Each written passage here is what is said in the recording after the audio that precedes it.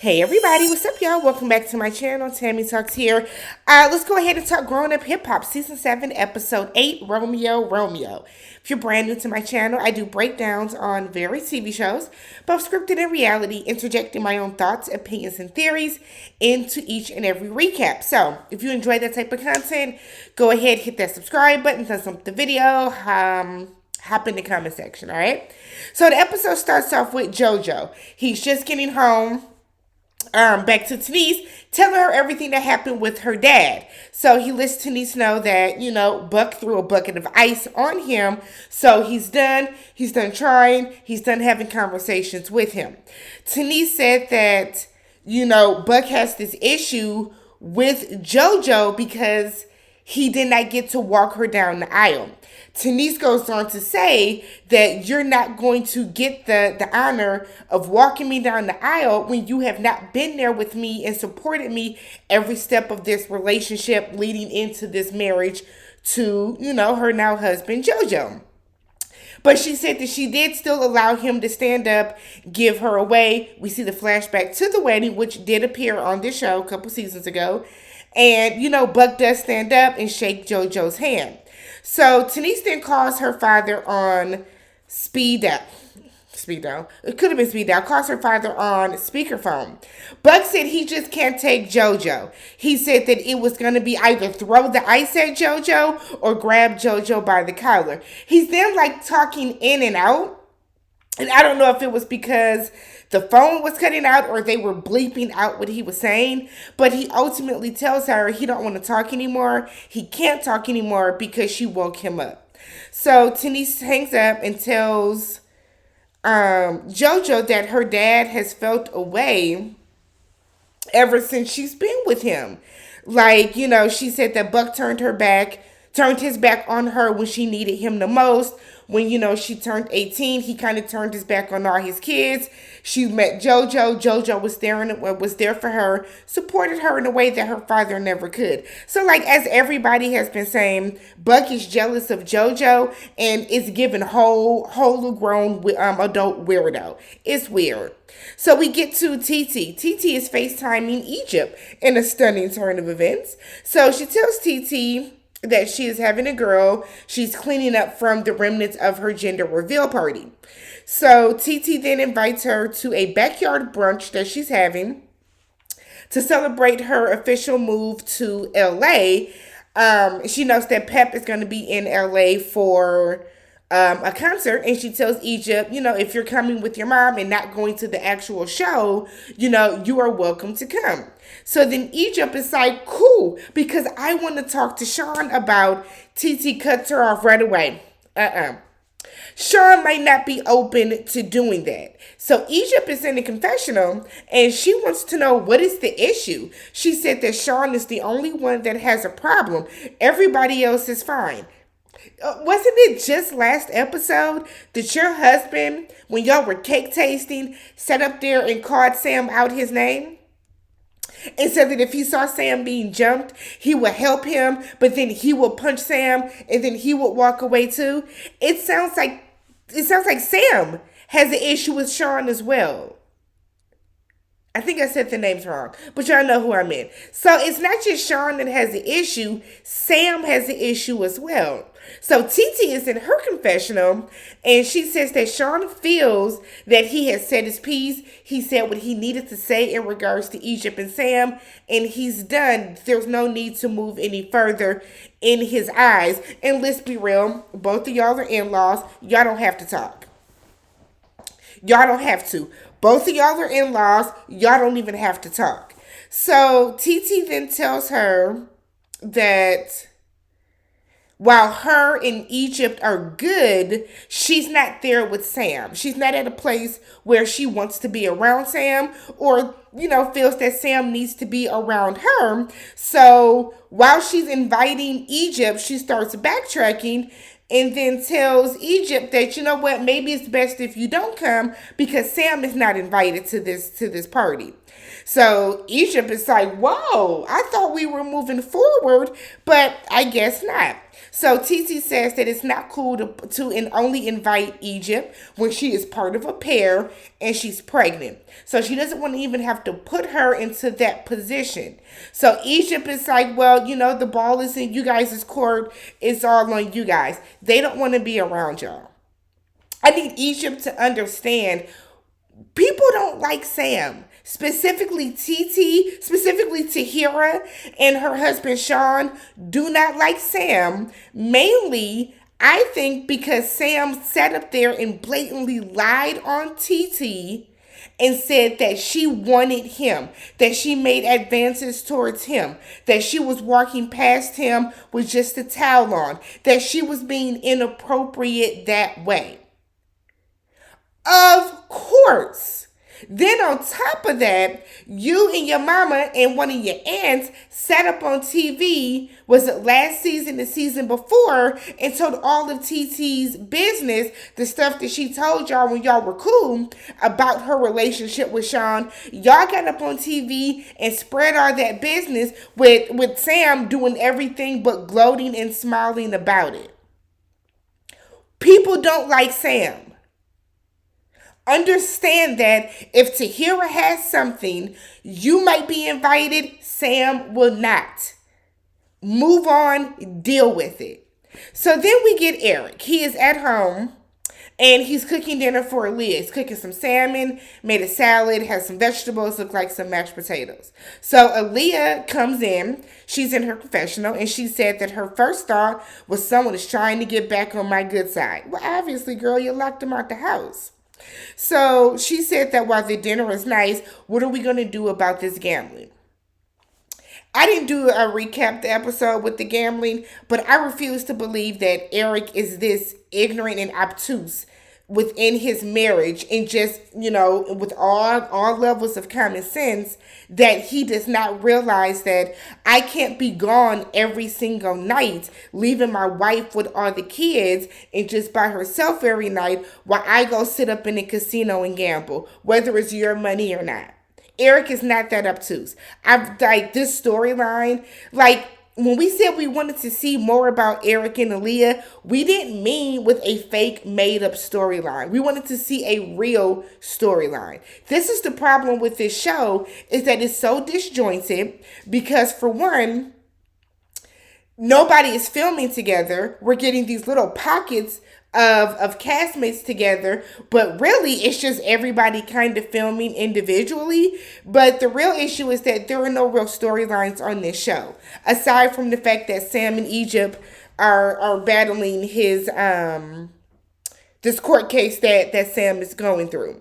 So Eric feels that is his time to go back and relax. Aaliyah feels that he needs to have some type of balance. She feels that he should be home hanging out with her at night, not out at the casino. His reasoning is, what if you fall asleep? Damn it, you go to sleep too. So she said, you lay here and cuddle with me and you go to sleep as well. The way that he laughed and kind of shook his head, he's not going to do that. So she said she's even willing to compromise different days out of the week. So she tells him, Monday, Wednesday, Friday, you can still go out and gamble. Girl, if you are going to give him that many days, then you might as well let him keep doing what he's doing. And that's just how you know this just is not a real storyline.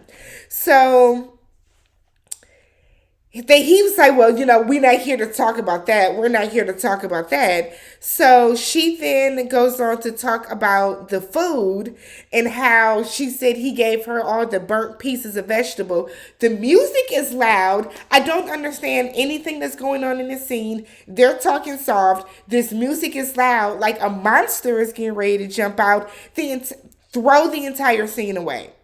So then, he gets a phone call, or he tells her he got a phone call earlier, and there's going to be a special guest coming to Tahira's party with him. Aaliyah wants to know who. He said it's a surprise. She said, I can keep a secret. Girl, no, the hell you can't. You absolutely cannot. You can't.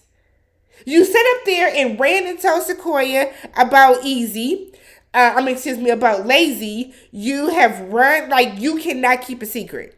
We have seen you be loud and wrong and just doing too much every time you're on scene. There's a reason you don't know, because you would have tipped everybody off.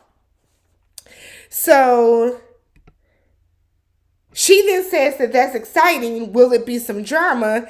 Eric says yes, because this is basically their role on the show, to be messy and to provide drama, to spread drama throughout the group. So she asked if he's going to clean up. He said, I guess so. She said, well, I'll let you go to the casino every night if you cook dinner and clean up 3 times a week. What was the point of this entire conversation? If you're going to tell him he can make some dry ass salmon, some salad that had no dressing straight out the bag, and he can burn some, look like asparagus for you or broccolini, and he, by cleaning up the kitchen, now he can go and do exactly what he was doing before. Girl, bye. Bye, Aaliyah. Bye.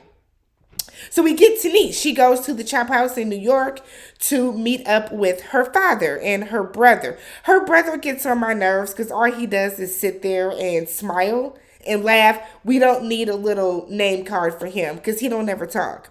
So she's late. They're already, eating. They've already ordered their meals. Buck seems irritated that she's late. She said, look, I'm not here for a long time, okay? I'm here to get straight to the point.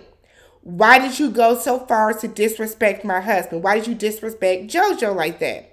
Buck said he only knows how to go from one level to the next. He said he's emotional. He wears his heart on his sleeve. He's loud. He's very reactionary.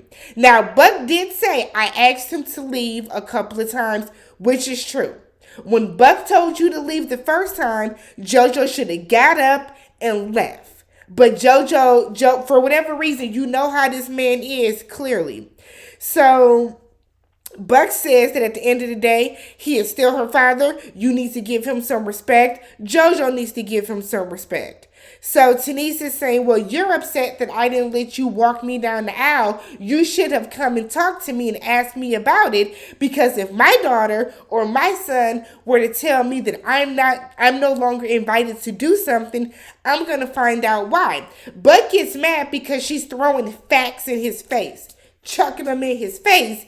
He doesn't want to talk about that. So he basically says he's not going to apologize. Denise said, that's all I needed to hear. She gets up and leaves. You knew this was pointless. You knew it wasn't going to go anywhere with your dad, but you can say that you tried. Sam and Egypt. They're headed to Sam's court case. They're running late.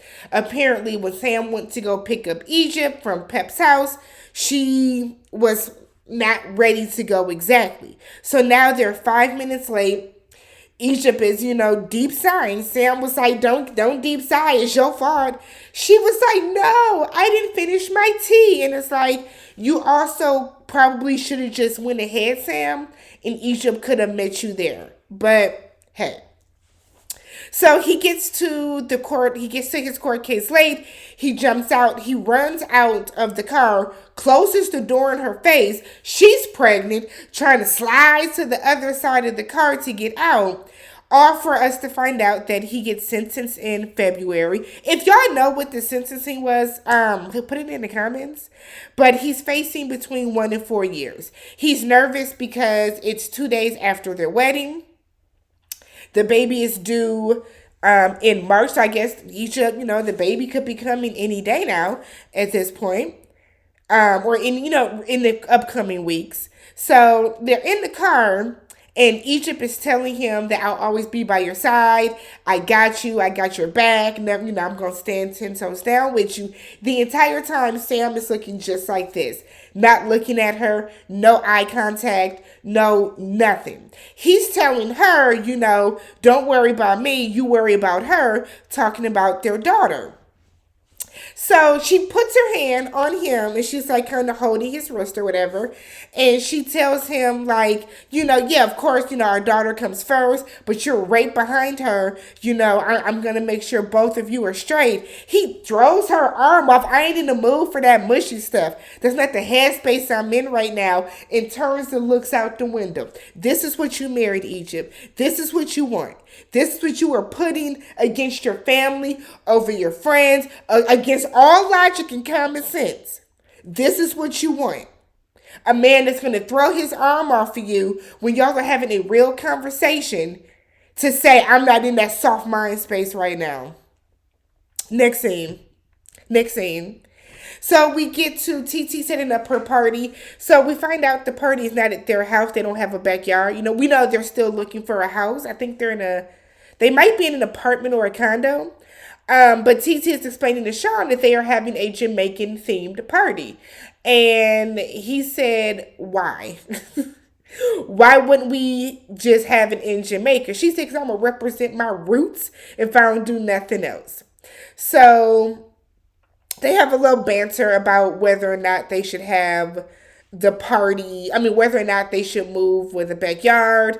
He doesn't really want to live in LA because LA doesn't have a straight flight to Jamaica, doesn't want to do layovers. When you have layovers, it makes your travel longer. So they're still going back and forth and talking about that.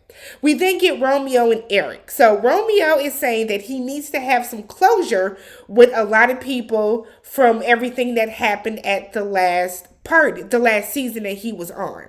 So remember, Romeo got into it with R3 Simmons, with Boogie, and it was somebody else. And I kind of want to say Brianna, or was she just kind of like there? But Romeo left the show with a very bad taste because a lot of people were saying how Romeo doesn't answer the phone. He does not talk to these people outside of filming. And they were saying that he's really fake about it. So he said that he now understands more as a father how you need to reach out to people, and sometimes apologizing doesn't show weakness, it's showing that you really care about that person. So he mentions how he has not talked to any of the Simmons kids since he basically, he shitted on Angela. The way he handled Angela that last season was gross. Right? So we know that last season, or is it a couple of months before that, Angela's baby's father was murdered, right? And Romeo did all this. I'm going to be there for you. I got you, whatever you need, call me. Or for Angela to say that, she hadn't talked to Romeo. He was really not there as the friend that he was saying he was going to be. So we know that Angela is a bit of a social media influencer in her own right. She likes to post a lot of pictures in her bikinis when she's dressed, like being goofy. That is her personality. Romeo had that conversation with Vanessa where he was like, your sister's acting like a groupie. The way that she dresses, I don't want to be around that. She's hanging out with the NBA stars. She don't have to do that. I don't want no parts of that. But shitting on her for no reason. Vanessa, who I love Vanessa, but Vanessa has no backbone. So Vanessa just kind of sat there before running back and telling her siblings what she heard. Angela, the New Yorker in her, jumped out and she ran up on Romeo at that party and said, what's the problem? JoJo had an issue as well. So Romeo said, I got an issue with JoJo because he made it a bigger deal. Eric reminded him that is his sister. If anybody is ever out talking crazy about me and my brother gets wind of it, I'd expect my brother to react the same way. I expect Nick to react the same way. If my brother don't go hard for me when somebody is talking cash money shit about my name and about me the way that JoJo did for Angela, then we have a problem. What do you mean JoJo made it a bigger deal? So when Romeo was approached at that party, he got very passive aggressive. He got very condescending. And Romeo knows that he handled that situation wrong. Now, we know that Romeo's back on the show because he was sitting his ass on Instagram talking about how poor he is and how they've been living from check to check because Master P don't pay none of them.